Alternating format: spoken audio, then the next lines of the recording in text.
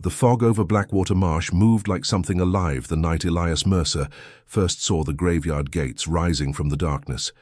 Rusted iron bars leaned crooked beneath dead vines, and dozens of stone crosses stood beyond them like silent figures waiting in prayer. The air carried a rotten sweetness that reminded him of flowers left too long beside a coffin. Elias stepped off the narrow dirt road and tightened his coat against the freezing wind sweeping across the marsh. He had travelled for 2 days to reach the forgotten village of Hollow Thorne after hearing strange rumours buried in old church records. Every story mentioned the same abandoned cemetery that nobody had entered for more than 100 years. The village itself looked half dead beneath the grey evening sky hanging over the hills. Smoke curled weakly from chimneys, and nearly every window was covered by heavy curtains despite the early hour. Elias noticed people staring at him from behind cracked doors before quickly disappearing back into the shadows. An old woman sweeping her porch froze the moment Elias mentioned the graveyard near the marsh. The broom slipped from her trembling hands as she whispered a prayer under her breath without looking at him. Before he could ask another question, she hurried inside and slammed the door hard enough to rattle the windows. Elias eventually found shelter inside a dim tavern lit by weak oil lamps hanging from blackened beams. Conversation stopped the instant he entered, and every face slowly turned toward him with quiet unease. The silence felt heavy enough to suffocate him where he stood. A broad man behind the counter poured a drink with shaking hands, while Elias explained his interest in the cemetery. The innkeeper's face turned pale at the mention of Hollow Thorne graveyard, and a deep scar near his jaw twitched nervously. He warned Elias that some places were abandoned, because God himself had turned away from them. The tavern door creaked open moments later, allowing a gust of icy wind to drift through the room. An elderly priest entered, wearing a dark coat stained by rain and marsh mud, and every villager lowered their eyes as he passed. The priest stopped directly beside Elias without saying a word at first. His pale eyes looked hollow with exhaustion, as though sleep had avoided him for years. He quietly asked Elias why an outsider would travel so far to disturb buried things that should remain forgotten. Elias admitted he was searching for the truth behind the strange burial rituals recorded in church archives from the 1800s. The priest slowly removed a small wooden cross hanging around his neck and placed it onto the table between them.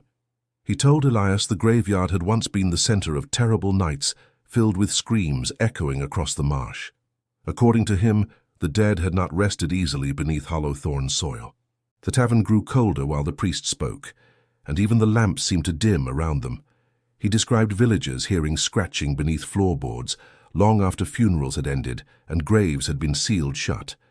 Some families swore dead relatives stood outside their windows after midnight, soaked in mud and staring silently through the glass. Elias tried dismissing the stories as superstition born from grief and fear, but doubt slowly crept beneath his confidence. The priest leaned closer and warned him that the cemetery gates were chained for a reason no living man should test. Before leaving, he handed Elias an old brass key covered in strange carved markings. Long after the tavern emptied, Elias sat alone listening to distant thunder rolling across the marshlands beyond the village. He turned the cold key over in his hand while staring toward the black hill where the graveyard waited in darkness. Somewhere far outside the tavern walls, hidden beneath the wind, came the faint sound of metal scraping slowly against stone. Sleep never truly came to Elias that night inside the tavern attic. Each time he closed his eyes, he imagined pale faces rising from the marsh water outside the village. The sound of scratching against wood echoed faintly through the walls until dawn stained the windows grey. At sunrise, the villagers avoided him as though he carried some contagious curse into their streets. Mothers pulled children indoors whenever Elias passed nearby on the muddy roads. Even the stray dogs lowered themselves beneath wagons and whimpered quietly while watching him. The old priest waited outside the tavern beneath a dead willow tree overlooking the marsh. Dark circles beneath his eyes appeared deeper in the pale morning light, spreading across Hollow Thorne. Without greeting Elias, he warned that the graveyard should never be entered after sunset. Elias asked why the villagers still feared a cemetery abandoned for generations. The priest stared toward the distant hill and admitted fear survives longer than memory in places touched by evil. He explained that people forgot the details of the horror, but never the feeling it left behind. Before leaving, The priest drew a strange symbol into the mud using the tip of his cane. Elias immediately recognized it from the old church records he studied before traveling to Hollow Thorne. The priest noticed his reaction and quietly asked how many times he had already seen the mark. Elias confessed the symbol appeared repeatedly, beside reports of unexplained deaths during the late 19th century. Several records claimed priests carved it onto coffins before burial ceremonies. Others insisted the mark protected graves from something waiting beneath the earth. The priest's expression darkened after hearing those words spoken aloud. He warned Elias that curiosity had buried more men in Hollow Thorne than disease ever did.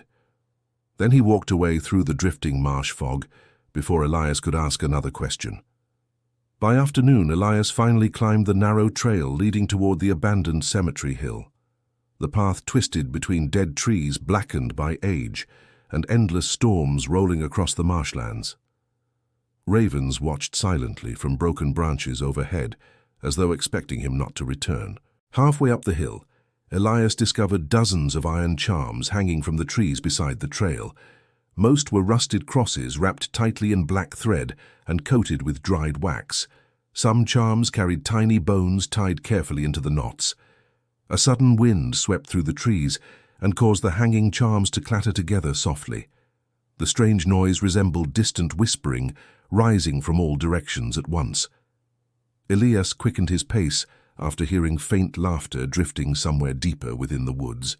The cemetery gates finally appeared through the fog near sunset. Massive iron chains wrapped around them several times, despite their rusted hinges barely remaining attached. Fresh scratches covered the metal near the lock, as though something had clawed at the gates from the inside. Elias used the brass key carefully, while cold rain began falling across the hilltop. The lock resisted at first before opening with a loud metallic crack echoing through the graveyard silence. Far beyond the gates, hidden somewhere among the tombstones, came the faint sound of another grave shifting beneath the earth. Rain hammered the chapel roof as Elias forced open the swollen wooden doors beside the graveyard.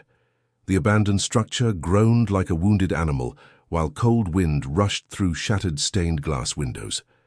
Somewhere inside the darkness, water dripped steadily with the sound of slow footsteps approaching through mud. Elias lifted his lantern higher and moved carefully across the rotting chapel floor. Broken pews lay scattered beneath thick cobwebs, and mold covered the walls in black twisting patterns. A massive wooden crucifix near the altar had been split directly down the center as though something enormous had clawed through it. The smell inside the chapel was far worse than the graveyard outside. Damp earth mixed with the sharp odor of decay until every breath tasted rotten in Elias's throat. He noticed strange symbols carved repeatedly into the walls, each one scratched deep enough to expose pale wood beneath the paint. Lightning flashed through the broken windows and briefly illuminated dozens of old funeral portraits hanging crooked along the walls. Elias froze when he realized every painted face had its eyes scratched out violently. Thick trails of wax covered the floor beneath the portraits like melted flesh. Near the altar, Elias discovered iron chains bolted directly into the stone floor beneath layers of dust. Several chains ended in broken shackles large enough to fit around human wrists and ankles. Dark stains covered the surrounding stones, despite the passing years. He knelt beside the altar and brushed away dirt until his fingers struck loose wooden boards hidden beneath a torn carpet. The boards creaked loudly as he pried them upward with a rusted tool lying nearby. A freezing gust of air rose from the opening below like breath escaping a grave. Beneath the chapel floor rested a narrow compartment containing old candles, funeral cloth, and a leather-bound journal wrapped carefully in black fabric. Elias lifted the journal slowly, while dust spiraled through the lantern light around him. The cover bore a faded name pressed into cracked leather: Arthur Vale, Undertaker of Hollow Thorne, 1871. The first pages described ordinary burials carried out during a brutal winter plague that swept through the village. Arthur wrote about grieving families, overcrowded graves, and priests too exhausted to finish proper funeral rites. Elias continued reading until the handwriting suddenly became uneven and frantic several pages later. Arthur described a corpse named Miriam Holt, returning home 3 nights after burial. Her husband found muddy footprints leading from the cemetery directly to their cottage before hearing scratching behind the bedroom door. When he opened it, Miriam stood motionless inside with dirt packed beneath her fingernails, and blood leaking from her mouth. Elias felt cold sweat forming across his neck, while thunder shook the chapel overhead. Arthur claimed more bodies began appearing outside family homes during the following weeks, always silent and covered in grave soil. Villagers started locking doors at sunset, while children vanished from the roads after dark. The final pages Elias read described horrifying sounds coming from beneath the cemetery itself. Arthur wrote that coffins were no longer remaining sealed underground, and some graves appeared disturbed from below rather than above. He became convinced something ancient beneath Hollow Thorne was calling to the dead like a shepherd summoning livestock. A sudden crash echoed from deeper inside the chapel, snapping Elias from the journal in terror. His lantern flickered wildly as heavy footsteps scraped somewhere beyond the darkness near the rear pews. Then, from directly beneath the chapel floorboards, came the unmistakable sound of fingernails dragging slowly against wood. Elias held his breath while staring toward the chapel shadows surrounding the rear pews. The footsteps stopped immediately after the scratching beneath the floorboards ended. Only the storm outside continued moving through the broken windows with mournful cries. Slowly, Elias raised his lantern and walked toward the source of the noise near the chapel wall. Water dripped steadily from the ceiling onto piles of collapsed wood and shattered stone. Something large had dragged through the dust recently, leaving long marks across the floor. He followed the marks toward a narrow staircase descending beneath the chapel altar. Thick darkness swallowed the bottom of the stairs beyond the reach of his lantern glow. A foul odor drifted upward from below that resembled wet soil mixed with rotting meat. Elias nearly turned back after hearing a weak voice whisper from somewhere underground. The voice sounded distant and broken, but unmistakably human in its tone. It softly begged for someone to open the door before the earth buried it alive again. Gathering his courage, Elias descended the staircase one careful step at a time. The stone walls beneath the chapel felt slick with moisture and strangely warm beneath his fingertips. Strange symbols identical to those upstairs covered the tunnel walls in endless rows. At the bottom of the stairs, the tunnel opened into a small burial chamber lined with broken coffins. Several lids had been splintered outward as though the dead inside escaped through brute force alone. Muddy footprints led deeper into another corridor disappearing beneath the cemetery hill. Elias noticed dozens of burned candles arranged carefully around a rusted iron gate blocking the second corridor. Thick chains held the gate shut, despite several links appearing bent and strained. Something heavy had repeatedly slammed against the opposite side. Arthur's journal contained another loose page folded near the back cover. The note warned anyone entering the underground tunnels never to follow voices calling from the darkness ahead. According to Arthur, the dead no longer sounded entirely human beneath the cemetery. The tunnel suddenly echoed with distant crying from somewhere beyond the gate. Elias listened in horror as the crying slowly changed into laughter filled with bubbling wet sounds. Then several different voices began whispering his name from the darkness underground. Terrified, Elias stumbled backward and nearly dropped the lantern from his shaking hands. The whispers grew louder while the chains rattled violently against the iron gate before him. He fled back toward the chapel stairs as unseen impacts thundered through the tunnel behind him. The scratching beneath the chapel floor grew louder until Elias stumbled backward from the hidden compartment in panic. Dust drifted from the ceiling while the wooden boards beneath his boots trembled with faint movement below. For one terrible moment, he imagined pale hands forcing their way upward through the cracks. His lantern flickered violently as thunder exploded over the graveyard outside. Elias grabbed the journal tightly and rushed toward the nearest pew while listening to the sounds beneath the floor. The scratching suddenly stopped, leaving behind a silence so complete it felt unnatural. Heart pounding against his ribs, Elias forced himself to continue reading Arthur Vale's final entries. The undertaker's handwriting had become shaky and uneven, as though fear itself guided the pen across the paper. Several lines were stained by dark smears that looked disturbingly like dried blood. Arthur described the first grave discovered broken open from the inside during the autumn of 1871. Villagers found splintered coffin wood scattered across wet soil, while the corpse buried there had completely vanished. Strange trenches in the mud stretched away from the grave toward the village roads. By the following week, 3 more graves had been disturbed beneath the cemetery fog. Families reported hearing knocking sounds beneath floorboards after midnight, accompanied by weak voices begging to be let inside. One widow swore her dead son scratched endlessly at her front door until sunrise before disappearing into the marsh. Panic spread through Hollow Thorne faster than disease ever had before. Farmers abandoned fields before dusk, and church bells rang nightly to warn people indoors before darkness swallowed the roads. Even the village dogs stopped barking after sunset, hiding beneath wagons and trembling at unseen things moving outside. Arthur wrote about a young gravedigger named Samuel Pierce, who volunteered to guard the cemetery one night with 2 hunting rifles and a lantern. Near dawn, villagers heard him screaming somewhere within the fog-covered graves. They found him hours later, wandering barefoot through the marsh with torn fingernails and dirt packed into his mouth. Samuel never recovered from whatever he witnessed that night inside the cemetery. He spent his remaining days muttering about dead faces staring upward beneath the ground, as if buried alive beneath thin layers of soil.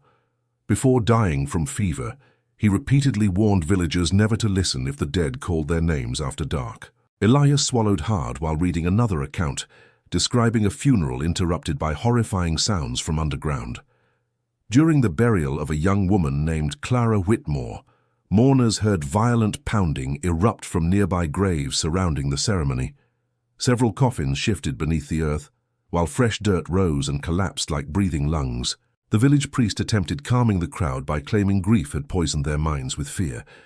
His words ended abruptly when Clara's coffin began shaking violently before the horrified mourners. Witnesses fled, screaming across the cemetery, while the ropes lowering her coffin snapped without warning. Arthur described the terrifying moment Clara climbed from the broken coffin after the earth collapsed inward around her grave. Her skin appeared grey beneath moonlight, and both her legs bent unnaturally as she dragged herself through the mud toward the fleeing villagers. Worst of all, Arthur insisted Clara's eyes were completely black, except for tiny white reflections deep inside them. Elias lowered the journal slowly, as cold wind hissed through the ruined chapel windows behind him. He realized the villagers had not buried their dead to honor them during those terrible years. They had buried them because they feared what would happen if the corpses remained above ground after nightfall. The storm above Hollow Thorne worsened as Elias turned to the next section of Arthur Vale's journal. Rain battered the chapel windows, while distant thunder rolled across the marsh like enormous footsteps approaching through darkness. The pages smelled strongly of smoke and mildew, and several corners appeared scorched by fire. Arthur wrote that the village reached complete desperation after Clara Whitmore rose from her grave. Families abandoned homes nearest the cemetery, while priests burned religious symbols throughout the streets each evening. Despite their efforts, more graves continued opening during the night beneath thick blankets of fog. The dead did not wander aimlessly, according to Arthur's account. They moved slowly toward the village chapel each night, before sunrise forced them back into the cemetery earth. Villagers who watched from hidden windows claimed the corpses stood silently outside the chapel doors until dawn painted the hills grey. Fear eventually drove the village priest, Father Beaumont, to search ancient church records hidden beneath the chapel crypt. He uncovered references to a ritual practiced centuries earlier during another unexplained outbreak among the dead. The ritual required iron, ash, blood, and complete silence during the ceremony. Arthur described helping Father Beaumont prepare for the ritual beneath the cemetery moonlight. Villagers forged heavy iron chains, while others gathered ashes from burned animal bones inside the chapel furnace. Black candles were placed around every grave in perfect circles, according to instructions written in fading Latin. The ritual began shortly after midnight during the coldest night of the year. Thick fog swallowed nearly the entire cemetery, while church bells rang continuously across Hollow Thorne village. Arthur admitted several people nearly fled when they heard distant moaning rising from beneath the graves. Father Beaumont ordered the villagers to remain silent, no matter what voices they heard during the ceremony. He warned them the dead would speak, using the voices of loved ones to lure them away from the ritual circles. Anyone answering those voices would supposedly disappear into the fog forever. Arthur described carrying tools used to carve strange symbols into the coffins before burial. Each corpse received markings burned directly into the forehead using heated iron rods taken from the chapel furnace. The smell of burning flesh spread across the cemetery, while grieving families tried desperately not to scream. As the ritual continued, figures began appearing between distant graves beyond the candlelight. Arthur claimed they looked human at first, until they moved closer through the fog with broken limbs dragging unnaturally behind them. Some villagers recognized dead relatives among the approaching silhouettes and nearly abandoned their positions in terror. One woman broke silence after hearing her young daughter calling for help somewhere beyond the cemetery fence. She ran crying into the fog before anyone could stop her from crossing the ritual boundary. Seconds later, her screams echoed across the graveyard, before ending with a sudden wet cracking sound. The remaining villagers watched helplessly as dark shapes moved violently within the fog surrounding the woman's lantern. Father Beaumont continued chanting prayers while blood streamed from his nose onto the open ritual book in his hands. Arthur wrote that the fog itself seemed alive, twisting around the graves like enormous black serpents. Near dawn, the cemetery suddenly fell silent, except for the crackling candles surrounding the graves.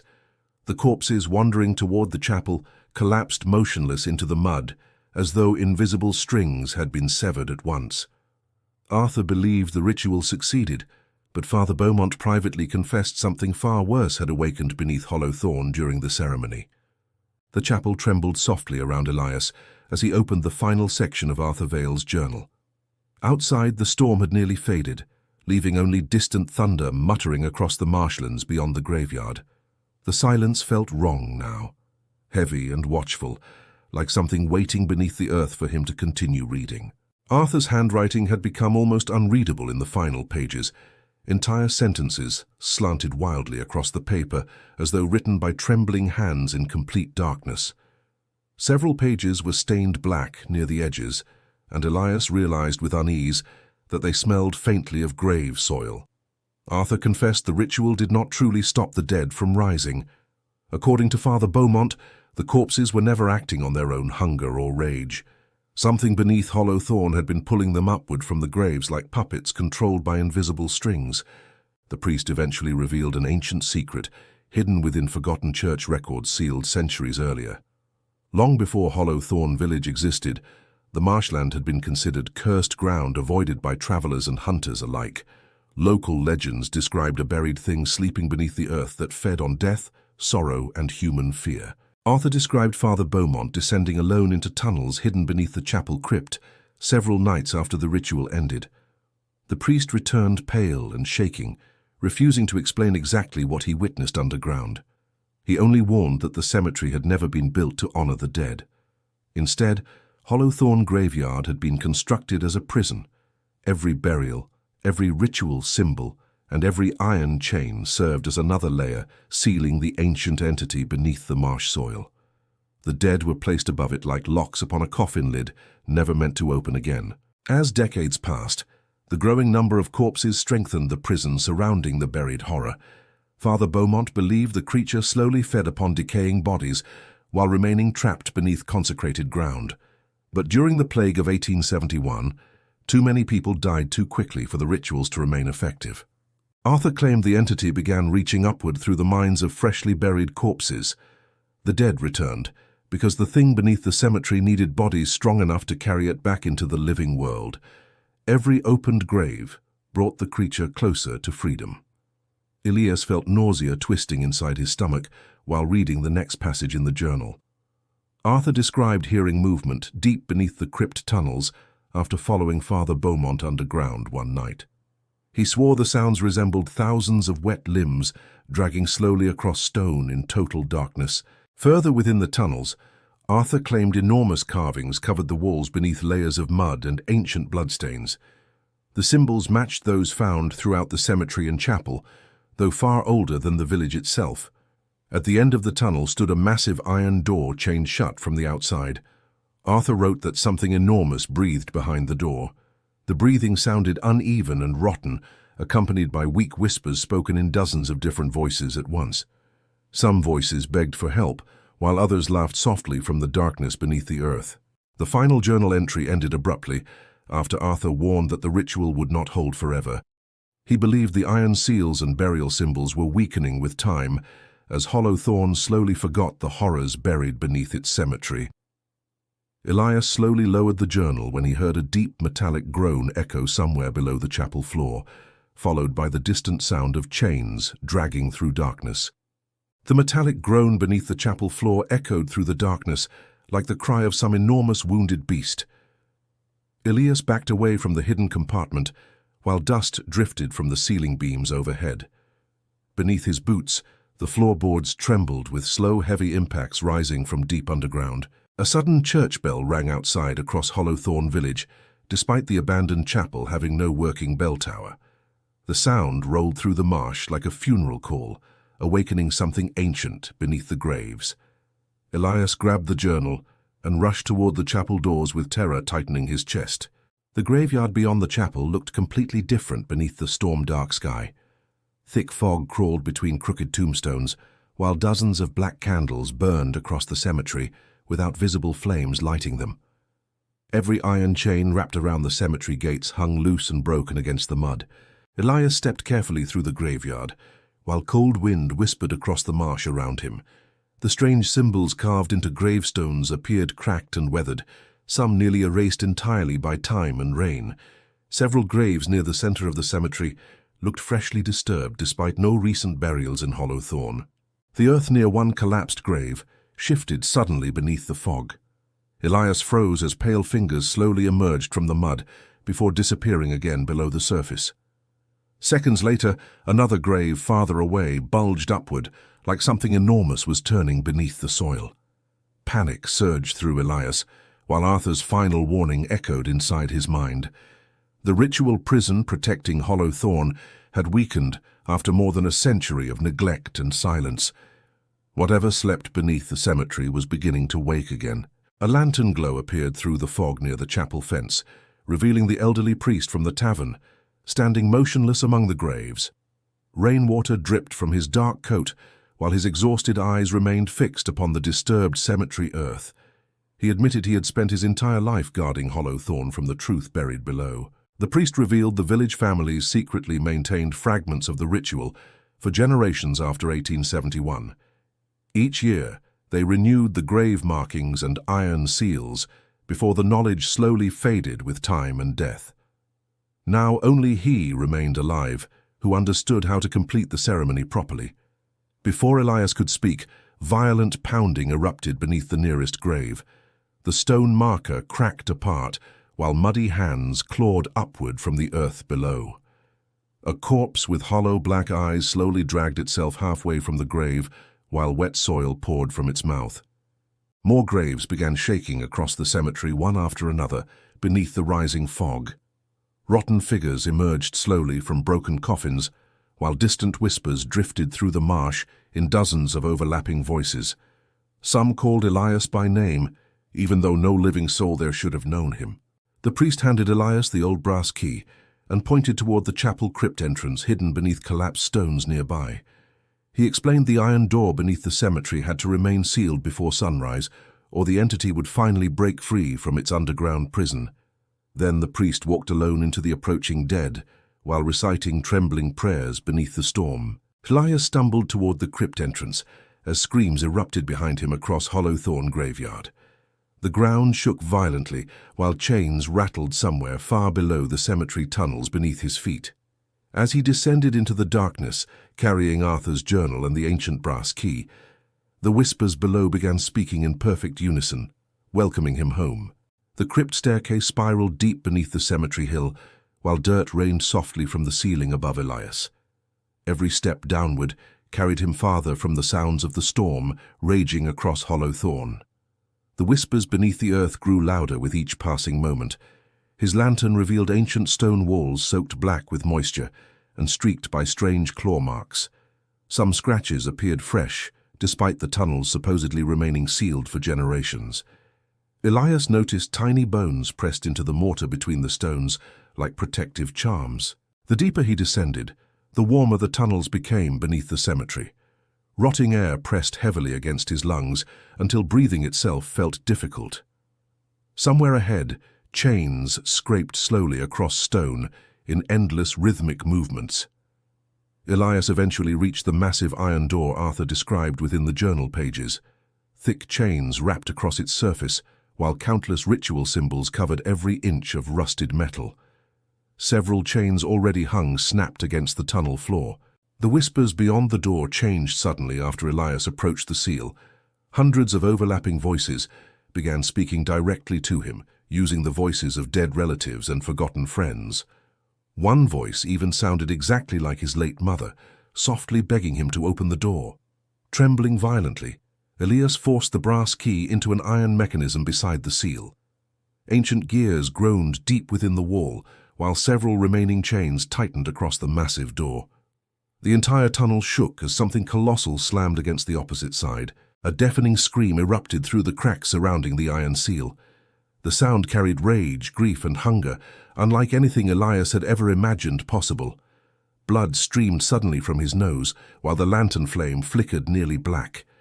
Elias remembered the final instructions hidden within Arthur's journal, beside the last unfinished paragraph. The ritual required blood freely offered by the living to strengthen the prison once more.